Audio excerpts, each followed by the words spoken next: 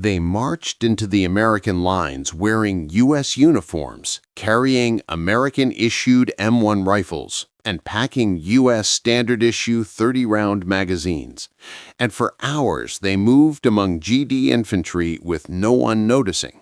That paradox, German infiltrators disguised as American soldiers slipping through Allied ranks, was not legend but terrifying reality in the Hurtgen Woods in late 1944. How could such deception succeed at scale? And why did so many believe what they saw until a simple question exposed the imposter battalions? This is the puzzle at the heart of one of the lesser-known episodes of the Western Front. In September 1944, as Allied forces pushed eastward after Normandy, the Germans initiated Unternehmen Wacht am Rhein, the plan for their counteroffensive in the Ardennes. But before Ardennes came preliminary operations in the Hurtgen Forest in the Siegfried Line, where the German High Command recognized that infiltration and deception might yield dividends when conventional force was stretched thin. The Wehrmacht's intelligence branch, Abwehr, and Kampfgruppe units began training small squads of men in English, American drill procedures, even in American slang. The plan was audacious. Insert these squads behind enemy lines to ambush supply convoys, sow confusion, and slip into the rear areas before detection. The historical context demanded this desperate ingenuity. By November 1944, German tank production had fallen to around 600 chassis per month, versus wartime peaks over 1,000 in 1943.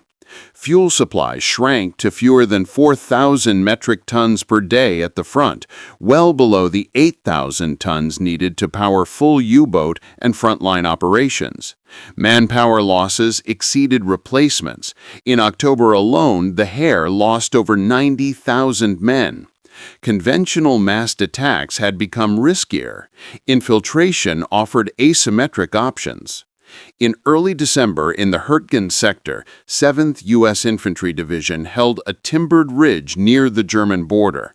On December 14th, a patrol returned with the shock that a unit down the line was exchanging salutes in perfect American style, but under German command. The next day, under cover of darkness, a mixed group of men wearing M1 helmets, M1 1943 jackets, and American GI shoes advanced along a foxhole line at Hill 602. They carried cartridges produced at Springfield Armory in 1943, head stamp S43, and matching leather belts. They even carried captured U.S. rations, Red Cross stamps peeling at corners. Allied troops saluted what they assumed were their own until the first shot spelled confusion in the timbered darkness. The development of this ruse required exhaustive training and technical support. At a backwater facility in the Eifel Hills, captured U.S. uniforms were reverse-engineered. The Germans produced counterfeit M1 helmets with interior liners stamped H&S M1 1942 and manufactured fake M1943 jackets with matching camouflage patterns in quantities of 500 per month. Propaganda specialists cultivated English-language radio scripts and American idioms. In one unit's training log, he must know what liberty means, must know what up spirit means, must know what GI male means. Training Manual, Abwehr, November 1944. In another internal memo, a commander insisted, the slightest slip, incorrect slang, wrong cadence, wrong dormitory accent will betray all. The precision demanded was startling. In the field, things did not always go smoothly. One infiltrator squad stumbled when the German-made .30-06 ammunition failed to chamber smoothly in captured M1 Garands. Jamming became frequent. One sergeant in the unit later admitted, "Our weapons would cough, feed half the rounds, then stop. Several men had to drop to German rifles." That admission surfaced in post-war interrogations. Supply-wise, the operation strained German logistics. moving counterfeit uniforms, extra radios, maps, all without drawing Allied reconnaissance. Airborne interdiction battered resupply columns. One truck convoy, carrying forged leaflets and uniforms, lost 12 of its 20 vehicles to P-47 and Typhoon strikes on December 5. The Germans accepted losses as the cost of deception. The Americans were not entirely blind to oddities. Intelligence officers in Fourth Corps noted radio chatter intercepts, garbled English transmissions on frequencies believed unused by U.S. units. But at the front, frozen earth and limited visibility bred caution. On December 20th, Private Thomas J. O'Malley of 3rd Battalion, 30th Infantry, recorded in his diary, "I heard men talking in our CP with accented English and asking for K-rations, as if new arrivals, but I assumed they were just green replacements." Thomas J. O'Malley, December 20th, 1944, personal diary. That misreading, crediting the unfamiliar to an experience, proved costly. The turning point came near the Schnee-Eifel sector on December 24, 1944. A German infiltration team of about 60 men in American dress slipped into positions around a forward supply depot near Monschau. They looted weapons, disrupted communications, and infiltrated a battalion HQ in the early twilight. The colonel on duty, Colonel Parks, greeted what he presumed were returning friendly troops. The Germans, speaking passable English, claimed to be resupplied replacements. The atmosphere was tense, the corridor lit only by carbide lamps and the green glow of map table oil lamps. The smell of wet wool, the clatter of boots on concrete, hushed voices. All real. Then one lieutenant asked a casual question while handing over dog tags. "Do you play baseball?" The infiltrators faltered. One answered weakly, "Baseball? Yes." But none could answer the follow-up. "What position do you play? What arm? What size glove?" Uniformed infantrymen should know such questions. The impostors hesitated, spat phrases, hemmed, stuttered. The lieutenant produced a vital reports clipboard and demanded, "Measure your glove size. Tell me your favorite major league team." Panic rippled. The impostors attempted to bluff. One claimed to be a catcher, another an outfielder. Yet their glove sizes were wrong. No American soldier would carry a 12-inch glove on a rifle platoon mission. The colonel barked, "Stand aside. You're Americans from what unit? Tell me your game stats." At that moment, one German dropped a half-phrase of bad German syntax. "Wir are your friend, nicht?" And the truth cracked wide open.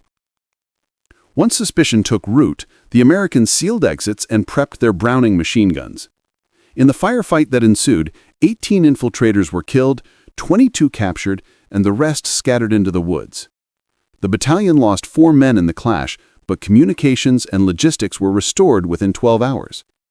An after-action report noted, "Moment of exposure. The baseball question broke the spell." V-Corps after-action report, December 25, 1944. In the weeks that followed, as Ardennes began on December 16th and pushed into January 1945, Allied intelligence amplified anti-infiltration protocols.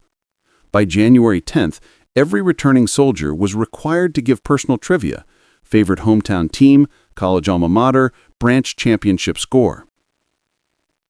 German units attempting similar infiltrations in the Ardennes area suffered near immediate exposure. One report from 101st Airborne Division states, an individual presenting his 2nd Infantry Division, asked to name their past battalion morale coach, stuttered. Machine gun fire followed within minutes. 101st Airborne Division Intelligence Log, January 12, 1945. This deception campaign had mixed degrees of success. In one case, near Bastogne, an infiltration squad managed to redirect a supply convoy of 120 trucks for 15 miles before getting turned back. Fuel loss was estimated at 360,000 gallons, but in most instances the operation failed before it yielded strategic dividends. German forces could not mass more than 2 such squads per front due to manpower constraints. The cost in time, training hours, estimated 1,200 hours per man, and fragile logistics outweighed benefits. flawed workmanship in uniforms, ammunition feed problems, and the psychological pressure on infiltrators eroded effectiveness. Many men cracked under stress, reverting to German exclamations in the dark. Sensory details enthrall surviving accounts. One American radio operator remembered, "I heard voices that sounded like sergeants from D Company, calling for orders. We believed them. Then the smell of cordite, acrid smoke, tracer rounds flickering across our sandbags, and suddenly they fired." Tanks rumbling in the distance rattled overhead in the forest's gullies. 50 calibers peppered tree trunks, dust and bark fluttered in bursts. Supply trucks ground through muddy roads, their 6x6 wheels tossing red clay. In bunker corridors, men tasted stale breath, heard heartbeats, felt adrenaline spike as cold steel shone in flashlight beams. The months after captured infiltrators yielded intelligence. Germans had recorded their training, and interrogations revealed where units were hidden, where uniforms were stored, which battalions had participated. Allied staff used that data to disrupt Abwehr networks, redirect resources to frontline pressure rather than rear-area deception. By May 1945, the infiltration initiative was effectively weighed and abandoned. In the aftermath, historians have debated whether the episode mattered strategically or remained anecdotal. Yet in microcosm, it showcases war's interplay of trust, identity, and small human cues. The baseball question, a trivial-seeming test, undid a complex deception. It teaches that war is won not only by firepower and tanks, but by human veracity, by knowing the tiny codes of culture, by slipping through gaps in performance. That Americans required personal detail shows vulnerability in large armies. Army staff colleges now teach the incident as case study in counterintelligence, and commanders quote that episode when stressing authentication protocols. Some surviving veterans in 7th Division later remarked the fear of men who look like you but aren't never left them. The broader war outcome turned on cumulative advantages: Allied air superiority, overwhelming material production, over 96,000 aircraft built by US-UK in 1944, over 88,000 tanks by Allies cumulatively, swamped German capacity. Deception ploys like this could puncture, but not bleed the Allied juggernaut.